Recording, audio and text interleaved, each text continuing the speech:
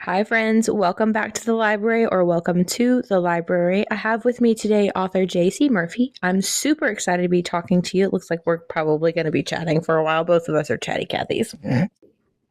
So, we'll start with the basics. Tell me a little bit about you, how you got started writing, what that journey for you was like. Well, I actually got started probably, oh my gosh, when I was about 12. I've always been, into creative writing. I did a lot of like writing competitions. I'm from Texas, so we had this thing called UIL. Yes. And that's where I got a lot of like my creative writing, like my prompt writing. They would just give you a prompt and you would have to write 1,500 words about it within an hour. I wish I Mhm. could do that now. I sadly cannot write 1,500 words in an hour anymore. But if I get 500, I'm lucky. But I feel like that's kind of like where I got my storytelling started, and then I think probably like as I got to college, it got to be more of like a stress. Weirdly, the more stressed I was, the more writing I did and the less studying I did. So I don't know if there's any correlation there, right? Maybe a little bit. So I guess I kind of just used it as more of like a stress, just kind of like something to get my mind off of whatever I was, whatever test I was stressing about that week. And I ended up publishing my debut novel, Don't Fear the Reaper. I actually started it almost 10 years ago now. I started it like right after I got out of college. Mhm. And kind of just like pecked away at it. I would write a little bit and then I would go dry for several months and then come back to it. And um, kind of the catalyst for me actually finishing it was my maternal grandpa passing away. And that really hit me deep. I was very close to him. I grew up with him, and it was very sudden. It was a very sudden passing. So I feel like that kind of was like my trigger to be like, oh my gosh, like what if that happens to me? And I have these, I have this 40,000 word book on my computer that will never see the light of day if something like that happens to me. Yeah. Because I feel like that was kind of like my catalyst to like, okay, I need to just like sit down and do it. And I did. And then, once you write the thing, then the next step would be to publish the thing. Right. And that too, I was kind of like, ooh, like, what if someone like that I know sees it and like, like they're just kind of like, just kind of like Mm. when you show like art to your parents, you're like, look how good it is, and they're like, ooh, like Eh. that's very original. Mhm. um, so I actually started on a platform called Kindle Vella. Are you familiar? Yes, I love Bella. Honestly, Yeah. the serialized writing like that is gotten a lot more popular outside of just Vella. Um, Mm-hmm. and Vella is a little hard to access. Amazon, if you are listening, Vella needs its own app Oh my gosh. Oh, because trying to read it through the Kindle app is like torture. and why does it all separately download and not under one single like little book icon? Like every single chapter is its own book icon when you download it. It is so irritating. Anyways, Mm-hmm. like But I feel like what's really cool about it though is that like you can kind of test drive the book like if you mhm, get like 5 chapters and you're like, oh, like I don't really like this. You really only paid like 15 cents or 20 cents for the yeah. tokens to. So yeah, but Amazon, you need to get it together and like collect your chapters, because trying to hunt down chapter 58 of 100 in my my book library is a pain. Yes, yes. I actually some of my favorite authors started doing Vela. And one of them is Emily Shore, who Yes, I um, know her. Yeah. Oh my gosh. If you talk to her, you tell her JC Murphy says hi. Because I we shall. we run like in the same circles, and like her and I were admins on some Vela groups on Facebook together. Her. Yeah, she's awesome. She's so And she's great. a nice person too. She's just She really, generally a nice person. Yes. yes. She's one of those, like, I haven't been able to get onto my Vela and vote regularly. Just a lot of things going on in my life. I'm having money issues, but she's one of those that, like, it doesn't matter to her. Like, if you did it once, you pretty much reap the benefits for the rest of the time that you know her. And it's a regular, like, she'll randomly message me once every couple months and just be like, hey, I want to check on you, make sure you're doing okay. I noticed you, like, you left a group chat, or, you know, you're not as active anymore. I just wanted to make sure you're okay. I really appreciate you. Or she'll send me the not safe for work art. And I'm like, I haven't even voted regularly and you just sent me art prints for free. Like, yeah, she's awesome. And her stuff is really good. I mean, if you're into so like good. the super spicy, like she comes up with some creative stuff. I'm just like, girl, like to just live in your head for a day. So her Lucifer retelling, Mm-hmm. the Bride Trials, that was my first ever read by her, and I kind of like had a mind blown situation going on. Yep. It started my down, well, I wouldn't necessarily say downward spiral, but downward spiral Your gateway, into, huh? yeah, it was a gateway drug for me, into all of things monsters and shifters. And yeah, and now I have the first two and her monstrous boys in print down here. I need to get the other two. Oh, cool. What a small world. So I yeah, like know. we ran the same circles, and I kind of like climbed up in the Vela a little bit. Like I got a little bit popular, but I just felt like I wasn't really like like you have this like definition of success, right? Mm. And in my head, my definition of success was I want to be able to hold this book in my hands. Like I want to be able to like show my husband or my family, be like, look, I printed this.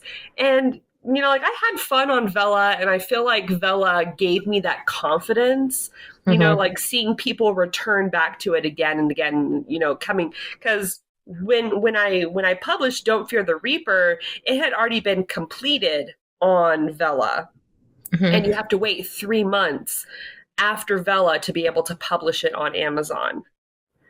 So I finished it on Vela, kind of got like I feel like Vela was kind of like my beta community, like my beta readers. And that's where I got a lot of like my Mm-hmm. feedback on what I changed to there to print. So if anyone's listening, if you have read Don't Fear the Reaper on Vela, I mean, I added more onto it on my print.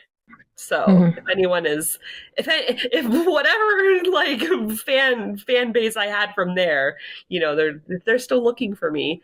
So I ended Yes. up adding a little bit more, like took other people's advice, and I feel like Vela really like helped me gain my confidence. And then I ended up, publishing it on my birthday on Hey. 2023. Yeah, it was December 11th. So I don't know if that was a good idea or a bad idea, but it was an idea. And yeah, I just feel like been rocking and rolling from there. Yeah. What is a release day like in your world? Like, is it like straight anxiety, or is it, excitement, kind of? I would probably say 90% anxiety, 10% relief, because like there's so much that goes into the publishing process besides the writing. Like I feel like the writing is the easy part. Honestly, writing is the easy part. The marketing, the deciding what the book cover is. Oh my gosh, the blurb. Huh? Like just like speaking the word blurb makes me like sick to my stomach. Like Yeah. have you seen that meme? It's like, hey, I wrote this 100,000 word book. It's like, okay, now write a blurb, and it's like a little like character with like the ghost coming out of its mouth. It's like I haven't seen that, but that's It's like funny. the bane of my existence. I think it's the bane of any author's existence is blurb writing. I So had an author I was working with that wrote her blurb first, and I was like, how? that is genius, actually. How? Like, I'm like, in your brain, because what happens if your characters decide to run off with the story and it doesn't go the way you think you're gonna go, and then you have to rewrite the blurb? That's the surprise. Too funny. Yeah, Do that. you feel like that's how it works for you? Like the characters just kind of run off on their own story, or do you actually Oh plot yeah, something out? 100%. Like, I mean, if if I could show you a screen share of my outline, there is no outline. It would be a blank screen. I basically like have a very like loose skeleton, I Mm-hmm. guess, of like, what I want to happen in the plot because I'm a reading teacher by trade, or I used to be. I'm out of the teaching gig for the moment, but I Once a always. teacher, always a teacher. Exactly. Once a teacher, you can take the teacher out of the classroom, you can't take the classroom out of the teacher. Accurate. um, but when you're developing especially like a long story, it's not as entertaining to just have like the beginning, the upward, Yeah. and then the climax and down. I like to do a little bit of like a stair step. So, with every chapter, every other chapter, there's something else going on that's building to the climax, but it's Mm-hmm. another like added complication. So instead of it just being like an upward trek, it's a little bit like several stops to the top. So I That kind makes of for a like more interesting plot line that way. Like, yeah. I mean, I think so. I think it just makes it a little bit more like dynamic. It makes it a little bit mhm. like kind of keeps the characters active, keeps the like reader being like, "Oh my gosh, like what else is going to happen?" Like that like if someone's reading my book and they say what else is going to happen to this character, that makes me happy. Yeah. Yeah. I mean, not that I'm like into torture, but if it Maybe just a happens, little bit. yeah, maybe I'm just a little sadistic, but so I feel like I kind of just plot out those. I call them like breaks. I plot out those breaks, and then um, try to go from there. Like I don't even write in order, and I feel like that's like I feel like that's like author taboo number one is like I cannot write from beginning to end. I just do like whatever scene I'm interested in at the moment, and then I just kind of like patchwork it Pieces. together. Yeah. And, yeah. I've had a couple different authors tell me that same thing that like it comes to them in pieces, like what the Mm-hmm. characters are doing. Sometimes they want to quote speak to the author and sometimes they don't. So it takes a little bit longer and it just depends on how willing the characters are to move the story along.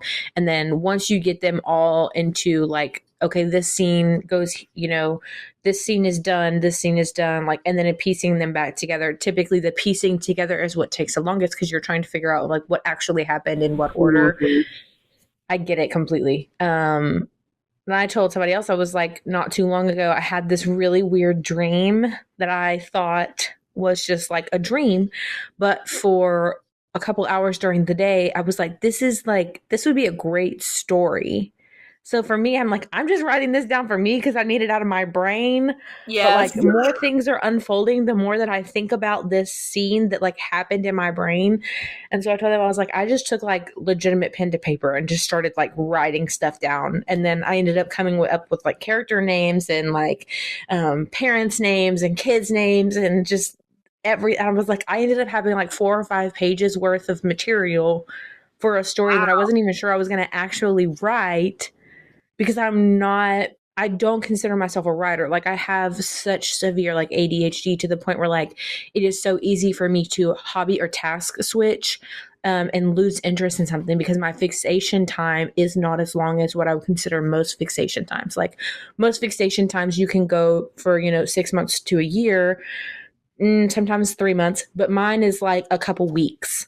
Like I fixate for a couple weeks and then I'm done. Like I can't, like my longest fixation this far is this podcast, and I've been going since March. And this is the second time where I've had a week or two where I just have not been able to get myself to edit to put a podcast up on Friday. And I feel bad because I'm like, I'm disappointing myself more than anyone else because I don't know that I have an actual like return listener aside from maybe a handful of friends. But I know that these authors are depending on me because they have readers that are going to want to hear what they want to say. But it was just like medically this week, I could not. It was just one of those, the shock of the diagnosis and the pressure of having to make major life shifts. And then prior, it was just one of those, like, I had such fatigue, melancholy, like partial depression, that I just, so yeah, but my hobby shifts are so wild that like it stems from like fishing outside with my husband. I can do it for 2 weeks straight. And then on the third week, if he asks me to go, I'm going to be like, I'm not going out there. What do you think this is? Like, I'm not touching a worm. I am not touching a minnow. I am not touching a rod or reel. If you even want to go down that aisle at Walmart, the answer is no. Like, I'm not going. I don't want to see it. And then I'll pick up my camera and I'll do photography for 3 or 4 weeks. And then I'm like, no thanks. And then I'm like, I'm like painting or I'm sketching or I'm, playing with makeup or I'm writing letters. It's just, and then I turn around and I'm like, all right, I want to play on my Switch again. Yeah. So it's so bad. And then everybody's like, how do you find time to read in all of this? I can hear the questions, and I'm just like, I avoid my adult responsibilities.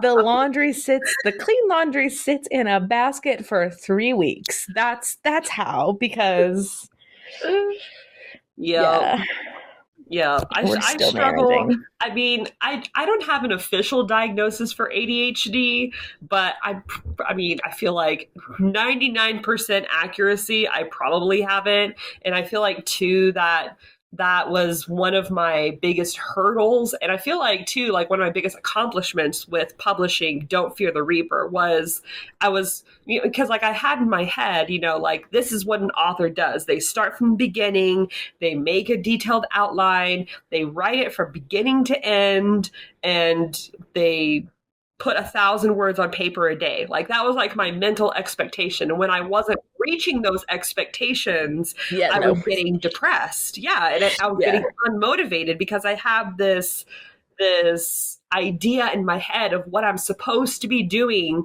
to being successful. Like kind of going back again to that definition of success. Yeah. Dumb me.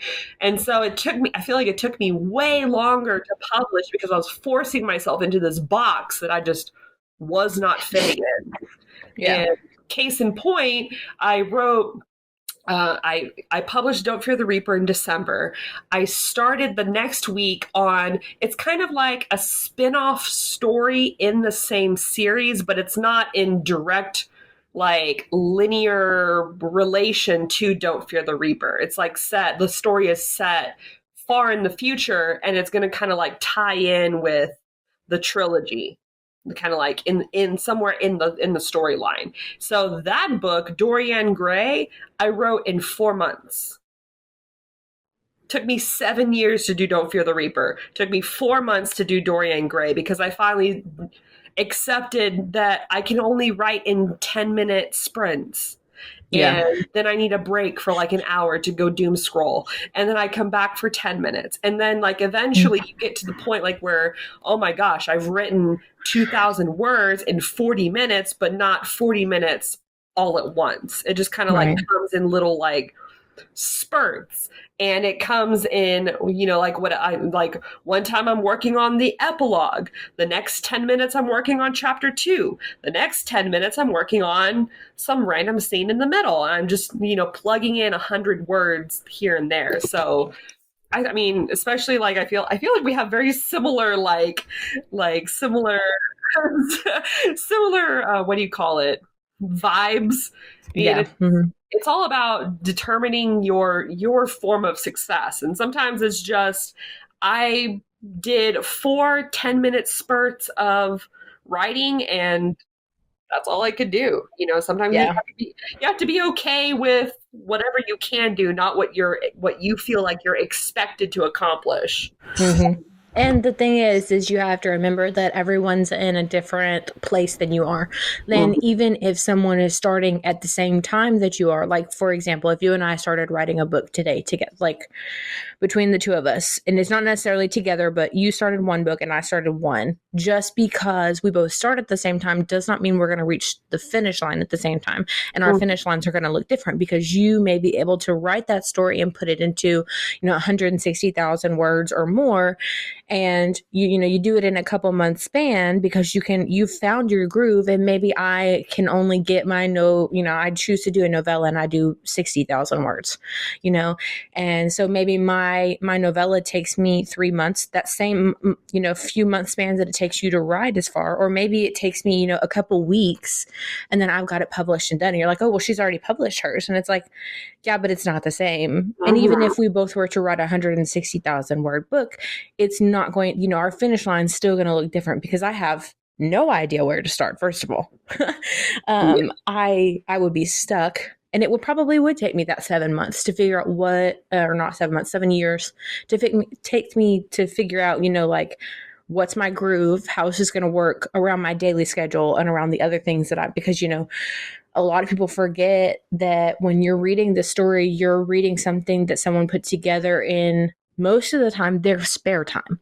because it is, we are, we're women. So we're always dealing with, some sort of expectation, as nowadays most women are expected to take care of the home. It's still this weird traditional value thing.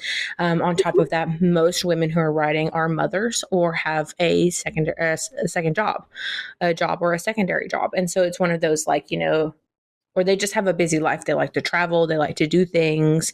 They have other things going on. And so just the timeline looks different, because for me, we were talking about defining success.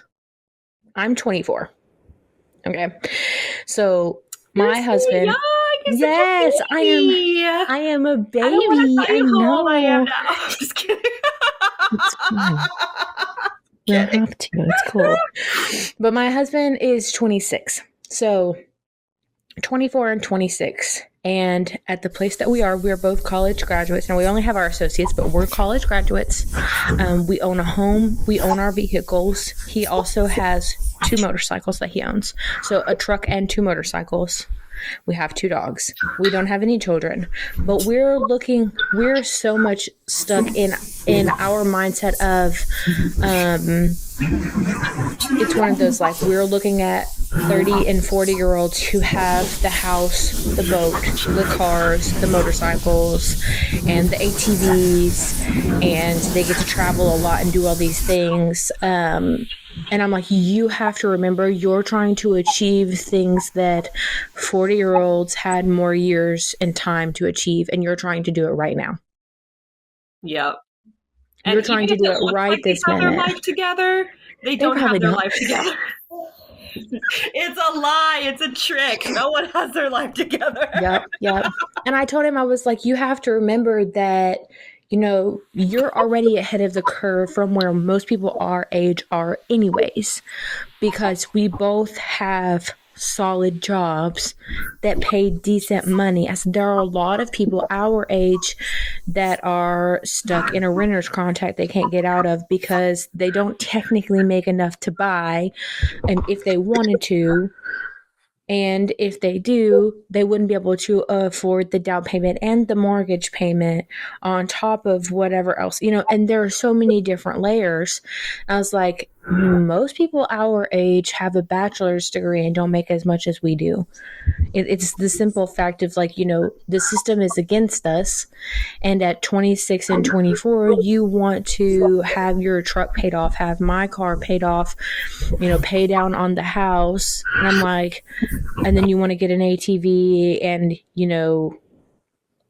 all these other things. I'm like, you've got to slow down. A lot of Mm-hmm. people our age have way more debt than we do, have Well, you way feel like, different. yeah, I feel like it's too just like this culture of feeling like you have to compare yourself to someone Yeah. else. Like Hmm. I feel like that has been one of the biggest unexpected struggles that I've been dealing with as an independent author. Hmm. Um, I feel like I was not expecting that I don't want to say like crippling anxiety, but like, I mean, I feel like once you're in that independent author pool, there's this weird, like, competitive, like, like, Hmm. oh, I became like TikTok. I became a TikTok sensation and ended up getting a traditional deal. And like, I was like, well, I've been published for just as long as they have. And what am I doing? So it's like, I feel like it's like as an independent, like self-published author, like you have a lot of that comparison to other people that you feel are being more successful than you are when you think you're at the same level. But I've been talking to other people who have, gotten deals after being Hmm. self-published. I mean, basically it's just like enjoy the journey, like Yeah. enjoy the ride, and you make your own happiness. Like if you feel like your success is publishing the book, then you publish the damn book. And like, Yep. like, what is that saying? Like comparison is the killer of joy. Hmm. And I Yep. feel like kind of like what you're saying with people our age. It's like, I mean, you all start at different places, you all have different Yep. circumstances. It's really not fair to you, it's not fair to yourself to compare yourself to those people when you have no idea what is going on behind their curtain. So it's Yep. like, I get what you're saying. I mean, it's just like you feel like even if you feel like you've been doing a lot of good things and having a lot of success, you see someone else that seems your age or is in your Yep. same boat that is doing more, and you're like, well, what do I need to do to be like that? And it's like, I feel like it's just kind of just ends up being like a downward spiral. I mean, celebrate the success you already have. Yeah, honestly. And that correlates a lot to, like, again, writing goals and how many books you have published in a certain amount of time, or Mhm. even if you're correlating it to as a reader, how many books you read in a month or how many books you read in a year. Like that was the biggest thing last year. Like whenever we got to December of 23, a lot of people were like, oh, I read, 300 or 400 or however many. And yes, I read a lot. Personally, I did. I read near 300, but it was one of those, like, everybody's pace is different. I am intellectually book smart.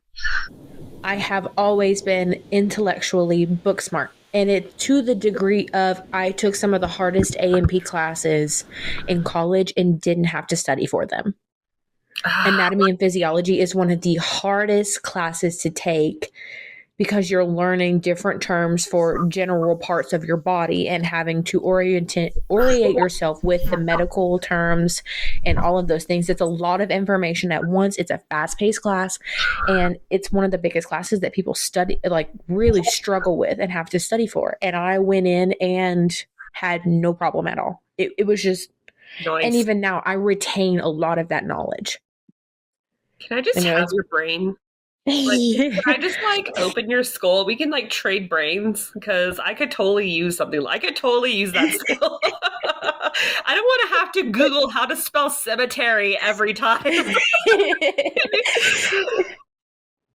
Yeah, and one of the things about that is I married white collar man. Um, Not to say that he's not smart, but his strong suit is not in the intellectual manner. He has a lot of common sense, a lot of street Street smarts. smarts. Yeah, he has a lot of those street smarts, and he has a lot of mechanical knowledge. So when it comes to vehicles and maintenance and stuff like that, he is so intelligent, so intelligent. But I ask him about like, well, how does this feel when you do this movement? Or, because he's like, oh, well, my ankle hurts. And I'm like, all right, well, does it, is it like a throbbing pain? Is it like a pins and needles? Does it go up your knee? Is it like your sciatic? Like, and he's like, I don't know, it just hurts. And I'm like, sir. Not helpful. So he calls me nurse, but regardless, it's just one of those like, when you're looking at it in terms of comparison, a lot of people will see that like somebody who reads, 300 books in a single year, we have to think about where we are in our life, where they are in their life. Because for me, between the August, so like I have a full-time job, between the August and the October range is my busiest season at work. Schools are coming back in, and they're our largest clientele for football season. And that means that the majority of my work is done in those months. So for the rest of the year, it's a casual, because I work a call center, it's a casual call, it's a casual tech issue as it comes up, but it's not near as intense as those few seasons. So when I'm at work outside of the August to October range, it's no problem for me to get my work done within an hour or two, and then I have nothing, quote, quote, to do. So I can sit there and casually check my emails, casually check on, messages or stuff that needs to be done, and still be reading the rest of my 6 hours of the day for work. And then I have an hour drive home, so I'm putting on a different book for audio on my way home. And it's like, that's how I accomplished that, because I have a semi-relaxed job. Not to mention, because of the nature of our business, we have the same holiday hours as most schools do for the state of Texas. So, we have half a week for Thanksgiving, 2 weeks for Christmas, reduced hours in the summer because schools are out. And so it's like I have ample amount of free time that not everyone else would have. Teachers, yes. Students, yes. But when it comes to like most jobs, anybody that's a nurse or a doctor, or they work in a corporate HR that's not like what mine is, they don't have anything near the availability that I do. Of course, they're not going to be able to read as much. And on top of that, I read fast. Like, a couple 100 plus words a minute. So it's one of those, like, if you're reading that fast, you're going to be able to accomplish more. Some people can't read that fast. Some people don't want to read multiple books at a time. Some people don't have all of those factors are a thing. My question is, like, since when did anyone really have the authority to define, like, oh, you aren't an avid book reader because you only read 100 books, or audiobooks are not really reading books, or like that. Like, I've never gotten in with that whole, or like indie authors are not really published authors. Like, I've never really jived with those kind of mindsets of like, okay, well, who are you? Number one, who are you on the internet? And number two, where in the pecking order do you think you fall that you can determine that someone who listens to 5 audiobooks a month isn't reading the book? I mean, they're still absorbed, so I mean, I wish I could read audiobooks, or I wish I could listen to audiobooks. Like, that's something that I feel like I would get so much more stuff accomplished with. I mean, just like the amount of time that you realize you just sit in traffic, or you are commuting to somewhere. Like, I wish that I could listen to an audiobook and actually focus on it, so you don't get like car sick. I get car sick so bad if I try to read, but that's all I want to do when I travel. So it's like, I don't really understand. I mean, again, kind of going back to that comparison culture, like I would never define someone else's success by the opinion of what my version of success is, because it took me so freaking long to figure out what the heck I consider successful. Who am I to say, oh, you read 100 books, you're not a, you're not a bookstagrammer, you're not a book Yeah. talker, or like, no, I would never. I would say, hey, that's awesome. Like what books have you read? Which one? I feel like that's more of a jumping point for you to be able to connect. With those 100 books, maybe they were all 100,000 word fantasies. It's like, Mm-hmm. yeah, that's going to take you longer. It's like, dang, like I read 100 novellas, but they're only 80 pages. Like, Right. so Yeah. again, kind of going back to your, what you were saying of like, you don't know what someone else's journey is. But I feel Mm-hmm. like we need to get more into this mindset of celebrating other people for their accomplishments, even if you don't personally think it's an accomplishment. Yep. Who cares what you 100%. think? But if for them 100 books is a major breakthrough, hell yeah, I'm going to give you a like, and I'm going to say, hey, good job. Like, Yep. I don't understand this whole like having to tear people down to make yourself. I've never been about that, and This I mean feel like girl energy, mean girl pick me energy. exactly. Mm-mm. Exactly. I mean, I'm just over here doing my thing, and if I am lucky enough to find my readers and to find my people, I mean, because I know like my book is not for everyone. It's a dark fantasy. It deals with death and Mhm. reincarnation and a Grim Reaper. And like, I mean, I feel like it's a hard book to sell because I can't really come up with any good comp titles for it that's popular. Yeah. Like the probably the closest thing I can compare it to is Bleach, which is a popular anime in Japan.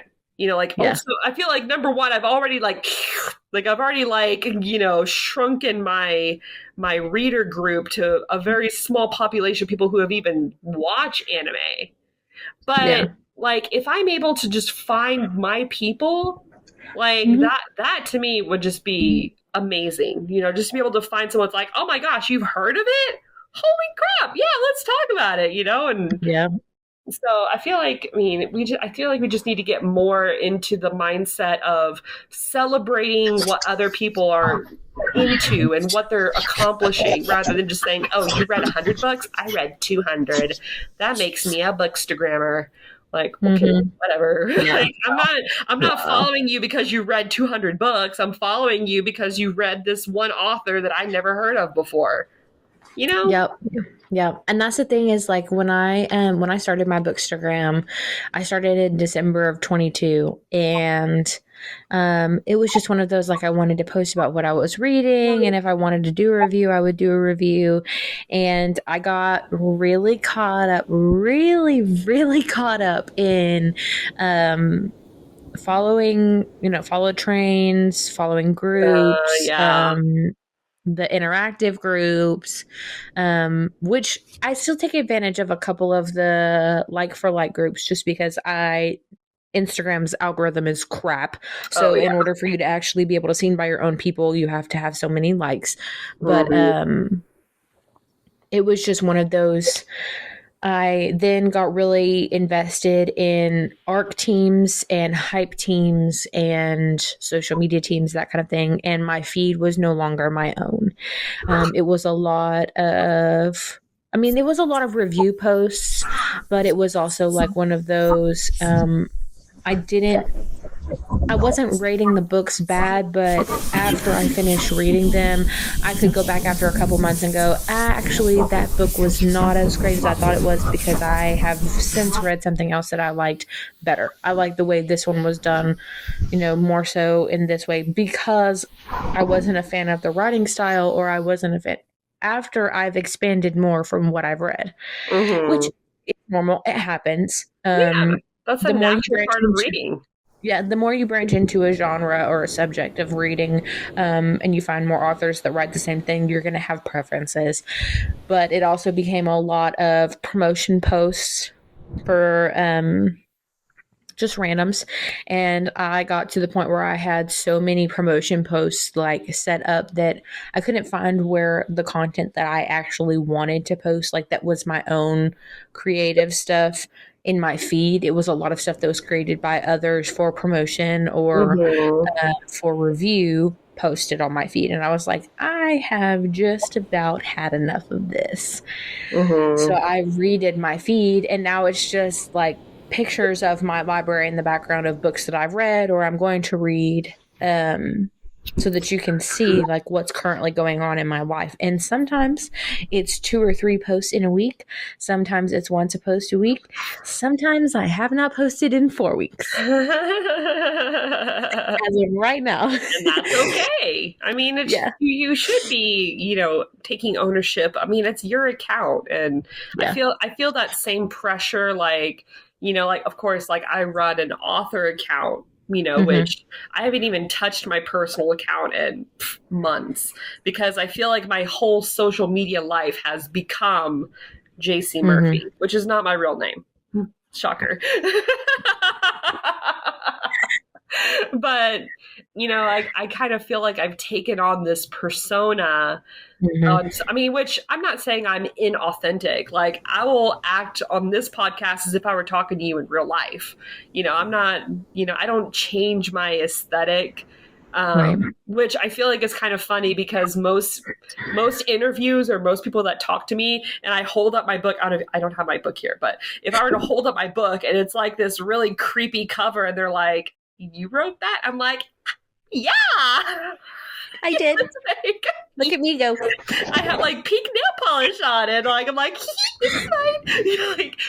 But I feel like that social media has just become such a big part of our marketing that people think that we, like, oh, you write dark fantasy, like you should be, super moody and gloomy and like have black hair and listen and like, I'm so again, like kind of like not fitting, not really jiving with that. Oh, if you do this, you need to look like this, or your feed needs to look like this, your aesthetic. Your aesthetic needs to be this thing, and I mean, I feel like bookstagrammers have been like, I see more and more people feel like they're getting like burned out, kind of like what you were talking about, like where they feel like they have to post a review every day, which means that they feel like they have to read a book a day. And it's like this just like unreal expectation that seems to be put on these Bookstagram and Book Talk accounts. It's just like, I mean, being an author is stressful, but I could not imagine being a Bookstagrammer in this day and age. Like, it's no freaking way. Like, it's one of those like, I was part of a Facebook group I was an admin for. I'm no longer part of them, so I'm just not going to say the name. But one of the people that was a moderator for that group was really well versed in Canva because she used it for her day job. So when she's making her edits and stuff, they look really professional. They look really nice. And I, for the most part, when I make an edit, I make a low quality edit. I want it to showcase what I'm actually looking for. It doesn't have to look super fancy. It's mine. I created it. I'm proud of it. I don't care that it doesn't look like somebody with a marketing degree made it. I don't have a marketing degree. I'm not somebody with a marketing degree. It's fine. But she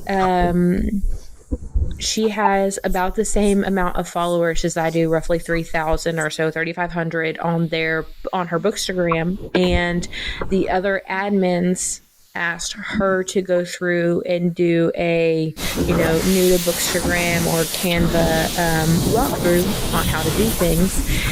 And she set up the meeting, had a lot of people join, and then it kind of flopped. She was really flustered the entire time. You could tell she wasn't used to speaking to people on such a platform. I felt really bad for her, and there were a lot of things that she went through that were maybe not the easiest for people who were just starting out to use Canva to do. Because she had so much experience with it, it was second nature to her, but she was not explaining it in a way that people who don't have that degree, who don't understand the aesthetic that background. And so the other admins were really disheartened by it, and they were like, she really didn't teach anything, and a lot of people are still having questions and wanting pointers on how to start up their bookstagram and all of these things. And one of her main pointers was like, if you're starting a bookstagram and you want it to kick off really well, you need to find like your vibe, your aesthetic. Like you don't want your posts to be like wild and just like not with the same vibe every single one, or like like if you chose to have like a dark and moody page, that every single post you made needed to have like a dark and moody vibe. And I was like, no, it doesn't. No, it doesn't. Like, yes, Instagram is going to boost your feed, and yes, you are going to have more people willing to constantly visit your profile if you have something that lines up with their like, algorithm. If you have multiple posts that have the same feel in that feed because it's more pleasing to the eye. But that doesn't necessarily mean that just because you're not doing that, you're not going to get followers. And I proved that, because before I started doing what I'm doing now, I had a really random page. Like, it was just anything and everything I posted on my feed because I wanted it to get seen. I wanted the authors I was following to get seen. I would just anything. And I had the same amount of following as she did. And I finally went to somebody and I was like, you keep asking these questions, so I'm going to tell you right now. It's not like that. You post what you want when you want, and you will find genuine followers no matter what you're doing. Exactly. I was like, it's going to depend on, how often are you interacting with others? How often are you following people? And then being aware of when you follow certain people and looking at their numbers and knowing, are they likely to follow me back? Because if you have an account that's reached 7,500 that people that they are following, they likely cannot follow you back because Instagram has a limit. And you can also tell if someone has 6,000 or 7,000 followers and they're only following 600 people, they're not going to follow you back. They're there for the likes. They're there for the follows. If you want genuine interaction, genuine follows, genuine people on your feed, you're going to have to be paying attention to what you're doing, who you're interacting with, who you're following. That takes time. Yep. It takes intention and time. Yep. Exactly. And it was just one of those. It's like, not everybody has that time, and I understand that. But, those tips of picking one aesthetic and following it and making sure every single post is the same, I'm like, no, you can do what you want, because I did what I wanted I just threw anything random up there for the first year and a half that I had it, and look where it got me. Now that I've stopped being so interactive with those groups, with those follows, with those engagements, all of that stuff, I've plateaued. But I'm going in and unfollowing people that don't interact, that just followed to have me follow and then unfollowed me, all of those things. I agree. If they unfollow me because I'm not active, oh well. Yeah. I mean, if you want to fit in the box, the algorithm box, that is going to take more time and more effort, because, the algorithm is a big beast, and if you want to be that kind of person, then you do have to put in the time, and you have to be okay with that not being potentially, not being your authentic self. Yeah. And for some people it's okay. And I follow people that use those aesthetic themes, and yes, they're pleasing on the eye, and I give them kudos for having that kind of, because it takes commitment. It takes commitment to have that recurring theme, all across your platform. Yeah, that to me looks like an authentic account of someone who loves books, loves to read, and isn't spending time. You're spending your time reading, not spending 4 hours on editing your picture. And that's okay too. Yeah. I think we just need to be okay with not being perfect. Yeah. And that's a hard realization that I've come to, especially when I go through and edit my book. Sometimes you just have to be okay with sending this pile of crap to your editor and just be like, just please, I don't know what's wrong with it, but I know it's not right. Please fix. Speaking of, we'll Editors shift back are miracle into workers. That is my moral of the story. we'll shift back into other things now. We've kind of run off on a tangent, but we knew that was going to happen. Right. So you said you have your editors. Do you use just your editors, or do you like to use the Alpha Beta team as well? I use an ARC. I've been going through like Book Sirens and using some of those ARC readers, or people that I've recruited casually on my page. I really look for that authentic feedback, but kind of my workflow is like I have beta readers, kind of like friends or family or people that I know are super into my book. I have them kind of read through the edit that I give to my editor at the same time and say, like this hasn't seen the light of day. This is what I give to the editor. So whatever, if someone's name changes in the middle of it, like let me know, but don't let it like affect your perspective of the story. I feel like those are the scariest people to give your book to, because that it's a pile of garbage at some points. It's just like, but sometimes you just need that perspective, because like, you get so like lost in the sauce of writing your own book. Like in your head, it might make sense, and you have it's amazing like what your brain fills in when you're reading your own story, because you know what's going on, right? But if someone else reads and they're like, how did they get to walk in the forest? And you're like, well, they left the inn 2 days before. And they're like, yeah, but you didn't even say they were staying at an inn. I'm like, shit. I forgot to write that part, because it's just so hard to like step away from a book that you've been focused on for so long that your brain just fills in those gaps that you might have not written, but are implied. And so, but I feel like those are the most valuable feedback are the beta readers, because they get like the first set of fresh eyes besides you as the writer. And so like I have like a close group of friends, that I trust to say, yes, this is a pile of garbage, or no, you could probably do something with this. Then my editor does like the line and developmental. They do like 2 run-throughs. One is developmental, like what's going on with the story? Why is this wonky? Why is his name changed 3 times? And then like after that, I change the story, or I fix the story, send it back for the line edits. And then after that, that's when I give the more polished version to my ARC readers. And I feel like it's kind of like a mixed bag on what authors expect from their ARC readers. Because like for people who listen, it's ARC stands for Advanced Reader Copy. But I feel like from an author's perspective, like we want your honest opinions, but usually by the time an ARC copy gets into the hands of an ARC reader, like it's already like fixing to be published. Yeah. So it's like if as an ARC reader you don't like a character's name, it's kind of like, sorry about you. Honestly. So I feel like ARC reading is kind of like a hit or miss of reviews, because especially on my last book, my Dorianne Grey, it was a novella. And I marketed it as a novella. Like I specifically said, like this is going to be a shorter story, like in addition in this book.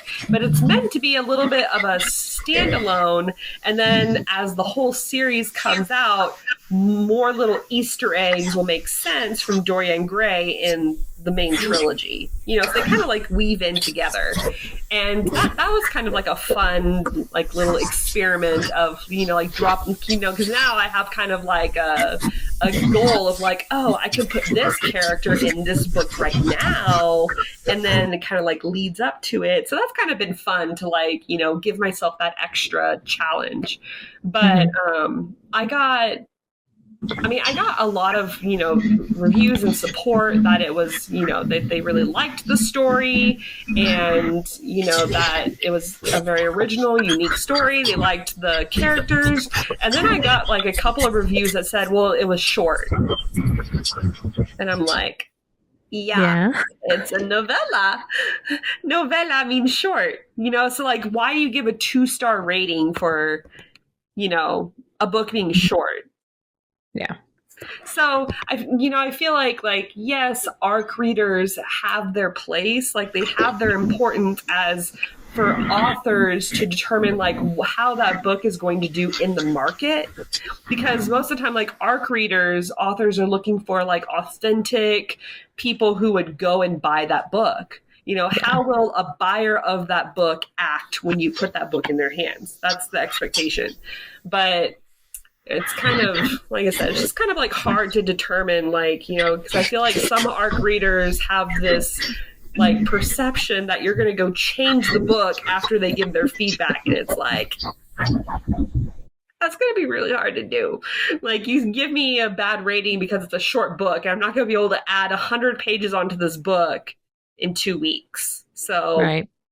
I don't know. Like, do you do a lot of ARC reading? Um, What's yes your and no. hot take on it? I, there is this statement going around that reviews are not for the author. Mm-hmm. And I do, but I don't agree. And the reason I'm kind of torn on this is because one of the reasons that ARC reviews became a thing was so that authors could get that early feedback and see how well they're going to do in the market, like you said. But part of that is depending on how well it does from the get-go. Obviously, Amazon is the number one place to review, as well as Goodreads. And if you're doing well in the first few weeks on those two platforms, you get pushed more. Mm-hmm. So it is very much a like, this is for the author. But at the same time, reviews originally, in my opinion, were created in order for us to give our feedback to other readers on how we felt about the story, to Mm-hmm. convince or to not convince them to take their own chance at it. So Mm-hmm. it's one of those, it's like, it's this really weird gray area of like, yes, it's for the author because you want to give them the feedback and know so that they know they love the, you love the book and you're recommending it. But then, like, as far, I do not like star ratings. I Mm-mm. have never liked the fact that we give star ratings because I can be really honest. I read a lot of really nasty and filthy things, Lauren Beale being one of them. Yes. And she writes some of the most heinous Yup. things on the planet, and Santana is not far, okay? Yes, Santana Knox. Oh my gosh, I love And both the of two of them. them are so great. But a lot of people who have read some of their stuff and gave it 1 star and was like, this was absolutely disgusting. I see that and I'm like, oh, I Give need it to to read that. me. Yes, Yes, I need to read that right now. exactly. And, there are some books like Sarah J. Maas, ACOTAR, Throne of Mm-hmm. Glass. A lot of people are not fans of those stories, or they really love Throne of Glass and they don't like ACOTAR. Well, it's like, okay, this is a series that very obviously was plotted from the very beginning. Mm-hmm. Very, very obviously had an entire plot line similar to what freaking Rebecca Yarros is doing right now for 5 books. They have a overall plot line of where they need things to go.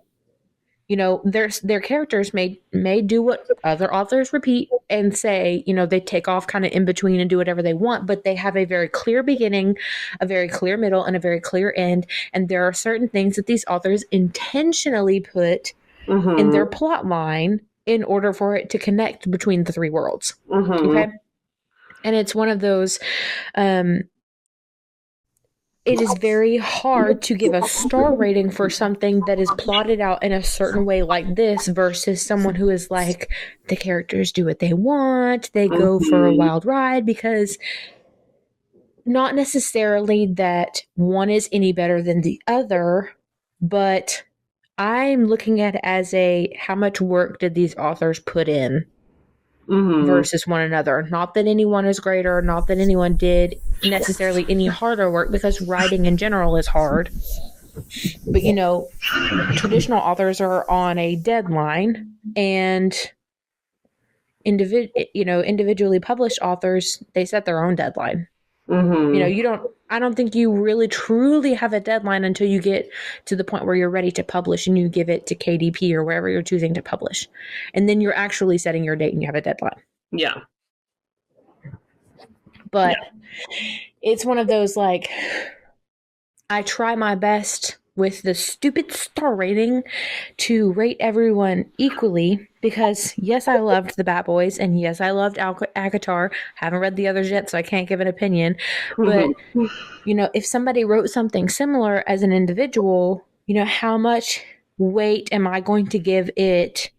More so because the individual author had to go through their own publishing and marketing and all of these things versus a traditional. Because I honestly, as much as I love the stories that are written from a lot of traditional published authors, I end up not giving them as much credit or weight in my postings, just because I feel like they already get enough of that as is. Because if you outside global view and you're looking at the reader community in general, if you're not deeply in the community like we are, me as a very avid reader and a podcast host and someone who's been in the community for a couple years, and I'm deep in my socials, and you as an author who forces themselves to be deep in their socials to be part of the community, get their stuff out there.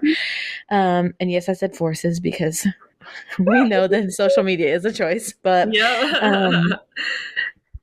me versus someone who's just, I'd like to read a book, and randomly walks into a Barnes and Noble. They're not going to find your stuff on a shelf. No. They're not going to find a lot of indie authors' stuff on their shelf. Mm-hmm. So those authors don't necessarily have to put in as much, not necessarily work, but work. I mean, and that's one of those, like, your ads, if you choose to do Facebook ads, Instagram ads, can fall into anyone's feed if they happen to see one post. Mm-hmm. Just one correct bookish post can then stem into a slew of book ads if you've paid Instagram or Facebook, Meta, however you want to say it, to post those ads you've given them. Yeah. Whereas, like, with traditional publishers, they get that shelf time. They get the emails from Barnes & Noble or BAM or wherever. And those are things that are easier for someone who is not deeply delved into the community to read and then speak about. Mm-hmm. And it's so frustrating to me. And I feel like that's why, like, independent authors do rely very heavily on people like you, or like the people that are very heavily invested in their Bookstagram accounts, like, being able to get on podcasts like these. Like, I can speak, like, from an indie author perspective, like, we are very grateful to be able to get on Bookstagram and Book Talkers feeds, because I mean, even this might be just like this might be the only interaction we ever have. Yeah, but like for an independent author, like, it's very valuable to me, and I really appreciate, like, people taking time to be able to kind of help me push my content out, because, like you said, like, I'm one person. I am my CEO. I'm my marketing director. I am my book cover designer. I am my, creative, whatever you want to call it. Like, you kind of have to be good. You have to be good at Canva, and I wasn't good at Canva either until I became an author. That was something I never thought I would need to be good at, but here we are. Canva.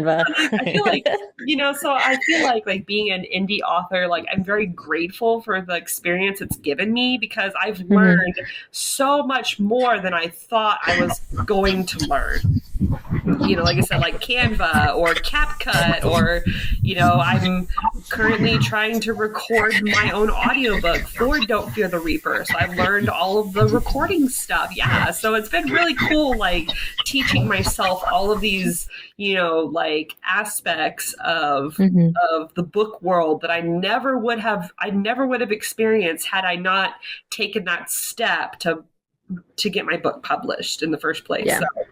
So sometimes I wonder about my life choices, but for the most part, like, I feel like it's been a very cool journey, and I've gotten to meet, a lot of cool people like you, or, like other cool podcasters, or I've gotten to talk to other authors, like big authors, but we both are griping about the same thing. It's like, I know exactly what you mean, Yeah. How I see like Santana Knox on Threads, and I'm always like, yes, girl, yes. First of all, let me just tell you, I would die if Santana agreed to do this podcast. I did an interview with one of her best friends, Amy Oliveira, and I about cried. I was like, you need to tell Santana, listen. You need to tell Santana that I said. Please, I'm begging you, I will cry. I was like, I cannot tell you the depth of love that I have for Santana. Like, just the sheer. She's so funny. I just love scrolling through her feed just to see all of her antics that she's doing. Like, and that's exactly it. Like, those two, like, or Emily McIntyre. You see her on Threads? Oh my gosh, I die. Or Harley LaRue. Oh my gosh, yes, great. Harley. Yes. I love that Threads has become the place where authors can kind of let loose. Yeah. For the book people, for anyone. Yeah, because like obviously there was Twitter, but Twitter is corn.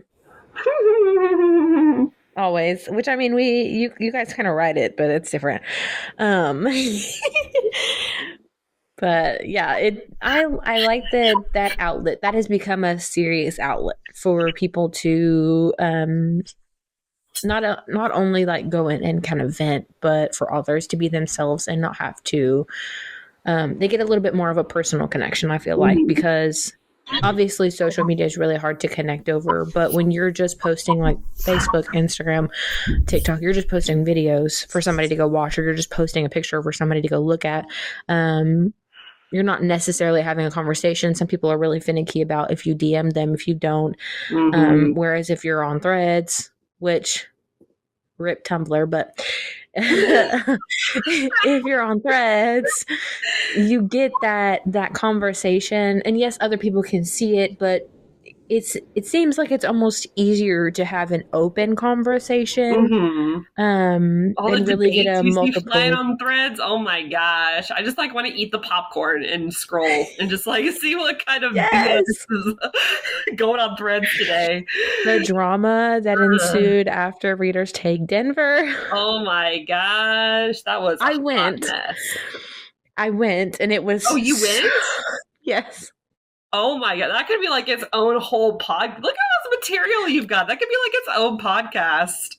Yeah, I could probably do Texas as well. I am. Oh wow, that's a trip for you then. Jeez, it was.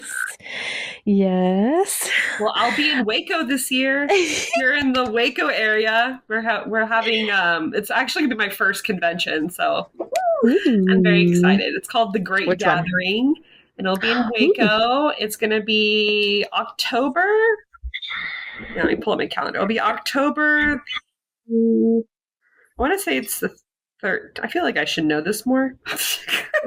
October the 11th through the 13th. I guess technically 12th and 13th is when we're actually having like the convention. So it'll be my first little author signing. So I have found it, and I'm going to mark interested so that we can look into this. Yeah. I feel like this would be a good trip. I'm gonna drag my husband on. And It'll be they're fun. like, And then, you go have fun at the dealerships. right, I'll be over here. And next year I'm going to Tennessee, the Tennessee LitCon. I don't know if you've seen Yes. that one on Instagram, but I'm gonna be there. I'm so Yay. excited. Okay. We've still got plenty of more time. So I want to ask you about we know your characters kind of take off on their own when you're writing, but how do you find your inspiration for those stories and the characters? Like where does that come from? Honestly, it's usually like when I'm driving in my car, I'm just like sitting at a stop sign. It just like it's just the most random. I want to say like I don't know if I want to say intrusive, but they're just kind of like intrusive thoughts. Like Mm, I mean, I'll just yeah. be. I mean, seriously, like sipping some coffee, sitting at a desk, and be like, what would be really cool? And like sometimes like my husband's there, I'm like, hey, wouldn't this be a cool story? And I tell him and he's like, what are you watching? Like what where did Yeah. that come from? I'm like, I don't know. Just thought Came about to it. me. So I feel like my brain just does not work in that linear fashion. And just Yeah. like and then the real trick is getting to a notebook or a notepad or my phone or somewhere that I can write it down so I don't Hmm. forget. It's like, oh, this would be such a cool story idea. I'll wait Yeah. until I can get to my laptop. And then by the time I get to my laptop, I'm like, what was it about again? Like it's gotten to the point where like I pretty much write on my bed. So Yeah. I like totally sit like a shrimp, like all like hunched over. I have the blanket over me, like a little goblin. I'm just sitting here like, and it's gotten to where I just like leave my laptop like next to my bed. Probably not Hmm. healthy, but I just leave my laptop next to my bed. So like if I wake up and I had like a really cool dream, I'll just like get my laptop out and I'll just like jot something down. So the Yeah. amount of like half-baked story ideas that I have, like if I ever lost this laptop, I would literally die. Like I would Yeah. be so sad.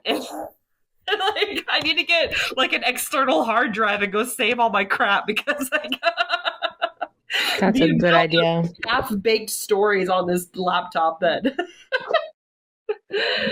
so but yeah, I mean I feel like I mean, at some point, I was probably inspired by other books that I've read, but like I go through. I'm a very fast reader as well, and I just go through so many books. It's like hard for me to pinpoint like where I got inspiration until after Hmm. it's pointed out to me. Like, Don't Fear the Reaper. Like, my husband is familiar with anime, and I was like telling him the storyline about it. He's like, "Oh, that sounds like Bleach." I'm like, it does sound like Bleach. Damn it.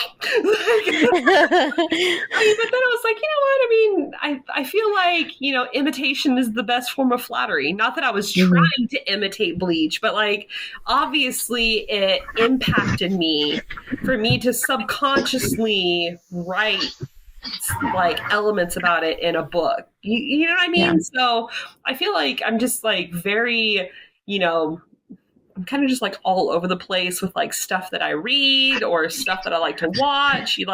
I will literally listen to like gamers playing horror games while I'm writing. Has nothing to do with my book, but like I Mm. don't know. Yeah, so it's just kind of like random stuff that I feel like inspires me, but not in a way it's like, oh, I'm going to use this in my writing, but it's like that vibe, like that Yeah. mood. Yeah. I feel like that's more, I mean, like, some people are mood readers. I am definitely a mood writer. Like, I'm like listening to someone like screaming and shooting on their horror game while I'm bundled up with my little coffee and my pink pajamas and like totally unaffected by the screaming in the background. Like, I like would be highly affected by listening the to screaming in the background. So I feel like I'm just like a nice big like amalgamation of all sorts of random things. So I feel like it's hard to pinpoint, but I mean, I definitely like horror, like I like horror games, I like horror movies, although I'm a big baby when I go to bed after I watch them. I don't want to go to sleep, but I love it. You know, it's just like one of those like guilty pleasure things. But I feel like a lot of that, I don't want to say like gloomy, like dark, but I feel like a lot of those elements kind of like bleed into my book. I mean, like Don't Fear the Reaper has a lot of like darker elements. You know, the main character deals with drug addiction and depression and like dissociation from people around him, and just like this very like separated person, and he doesn't want to be near any, like he doesn't want to interact with anybody, like you know, he feels like he's forced to interact with people and he doesn't really like it. And so, you know, like I feel like all of those like different elements just come from different things that I mean, not that I've personally experienced drug abuse, but when I was writing that book, it was a very dark time for me because my grandpa had just passed away. So I feel like, you know, kind of like in a way, it's like this book represents one aspect that could have been me if I had let it. So like that's why, like I was saying, like it was kind of like therapeutic to write that book, because it was kind of like, you know, that could have been a path that I went down, and like, you know, the story kind of like stemmed from, you know, a dark fantasy. I mean, of course, like the Grim Reaper's not going to be like popping out and like talking to me and stuff in the real world, I don't think. Right. But, you know, like I just kind of, you know, used my current life experience to inspire me to create that kind of story that helped me cope with dealing with death in general. You know, because like the whole like main theme of the story is like death and dying is not the end of your existence as a person. You know, like it has a lot of elements of like, you know, if you make a mistake, it's not the end of the world. If you are, you know, doing something you shouldn't be doing, it's not the end of the world. As long as you kind of like pick yourself up by your bootstraps and, you know, find a way to fix it, you know. And I feel like it's, again, that's kind of a hard book to market to people because it deals with some very sensitive subjects, you know, and I feel like it's just a very like specific reader group that even touches dark fantasy, much less touches dark fantasy with those kind of elements in it. So, you know, I feel like it kind of goes into one of those, like you almost need to find your reader group that has quite a few people that are absolutely no triggers. Exactly. Because you need to, but not necessarily, they have no triggers, but there's sensitivity enough to be aware of, be like, oh, this would be a trigger for someone else. Because, you know, like you said, when you're writing it, you kind of become numb to what's in it. Like you're just like, oh, that is what it is. Like your brain fills in the stuff.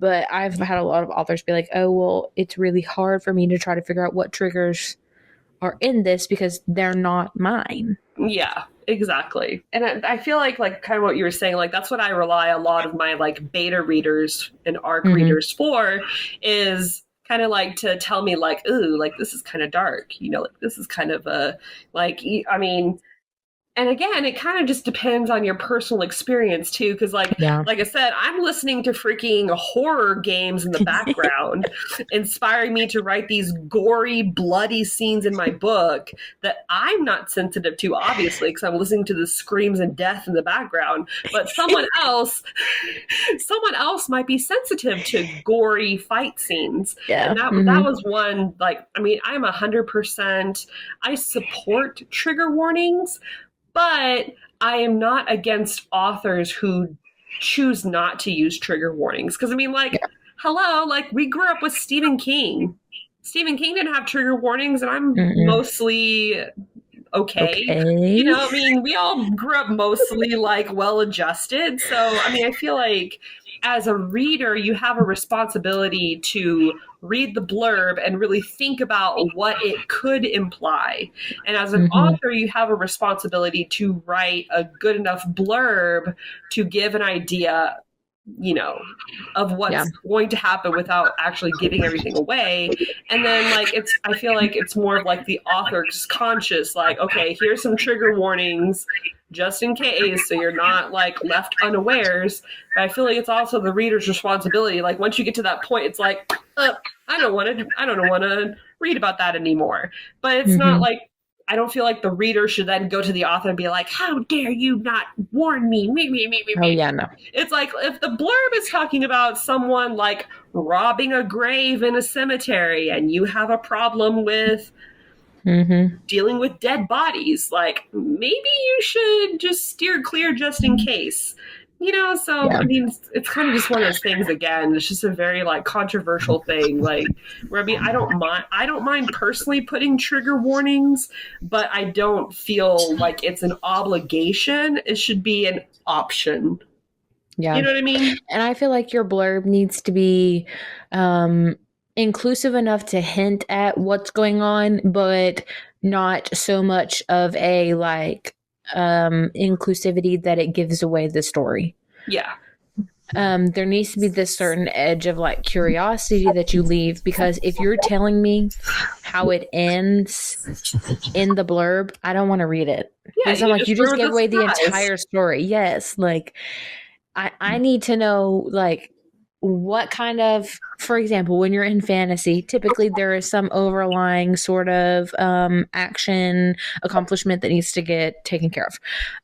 There's usually a subplot of a romance in there somewhere, usually, not always, but a lot of that, it doesn't necessarily need to be said. You know, it's like X main character stumbles upon X situation and has to work through, you know, coming to terms with being alone or whatever your overlying is. Mm-hmm. Will they succumb to the darkness, or will they survive? That kind of thing. Like, you know, enough of a question at the end to where you're like, okay, I need to figure out what happens, and enough in the middle to figure out like, do they have like, what's the overall problem? Do they have a love life or no? Like the elements, and just leave it. Yeah. Because I've had many that are like, so and so falls in love with so and so. Yeah, and I'm like, I don't want to. Man, you just ruined the surprise. Like, you know, and then like even worse, like they start off like hating each other, but in the blurb it says like they already love each other. So it's like, well, I already know they're not going to hate each other by the end. Like, listen, yeah. I love the list. I love the option of listing tropes and listing trigger warnings for the sake of somebody out there needs them. But at the same time, I very much stand on the side of one of the other authors that I spoke to said, those things are all spoilers. Every single one of those are spoilers. And so you get down to the situation of, what do I put on that list? What do I not put on that list? You know, what triggers am I going to give? Because obviously, you know, if we're talking about grape, then that's something that needs to be said. A lot of people have had issues with those kinds of things. But also, if it's like enemies to lovers, or, you know, secret pregnancy or whatever, those things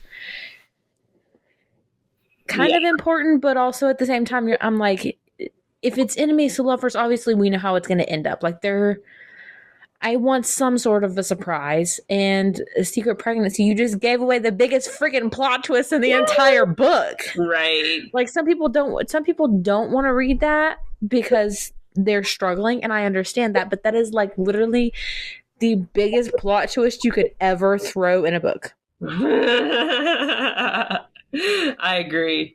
Oh no, what am I gonna do? Why am I sick? Why is it my time of the month not come? Am I sick, or am I pregnant? Right. I feel like tropes should be very shortened versions of your blurb. Like, that's kind of like the rule that I go by. You know, like my blurb for Don't Fear the Reaper, you know, talks about the main character Vincent, like him being depressed and, you know, fighting the Grim Reaper, who is a lady, and like she kind of like comes to the world and is helping, you know, like a cult had a botched summoning and brought a demon to the world and caused an apocalypse. So like, you know, for my tropes, I would probably use like, you know, strong female lead, or he fell first, or, you know, good versus evil, angels versus demons, you know, like, so like my tropes are typically like things that I take from my blurb, you know, because I mean, like I said, I agree, like I don't want to like give anything away, but for the sake of people who might, you know, maybe Need them. they have issues with like religious aspects, and of course I say it's an angel or something, angels versus demons, or like I don't want to really deal with that. So I mean, like I feel like tropes and trigger warnings kind of like go hand in hand, but like you said, I agree, like they shouldn't be so detailed and depicted as to give away the juiciness of the story.